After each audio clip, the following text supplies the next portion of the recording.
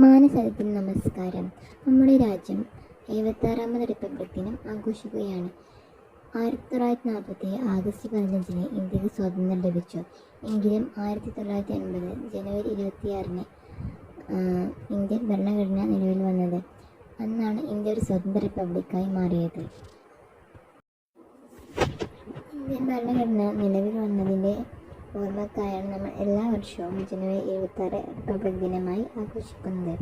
Doctor BR. Ambedkar അധ്യക്ഷനായ ഭരണഘടനാ നിർമ്മാണ സമിതിയാണ് ഇന്ത്യൻ ഭരണഘടന തയ്യാറാക്കിയത്.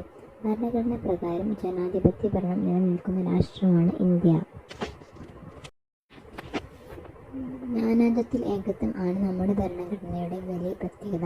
നമ്മുടെ ഭരണഘടനയെ ബഹുമാനിക്കുക എന്നത് നമ്മുടെ ഓരോരുത്തരുടെയും ഉത്തരവാദിത്തമാണ്. ഏവർക്കും റിപ്പബ്ലിക് ദിനാശംസകൾ നേർന്നുകൊണ്ട് ഞാൻ എൻ്റെ പ്രസംഗം ഇവിടെ അവസാനിപ്പിക്കുന്നു. നന്ദി, നമസ്കാരം, ജയ് ഹിന്ദ്.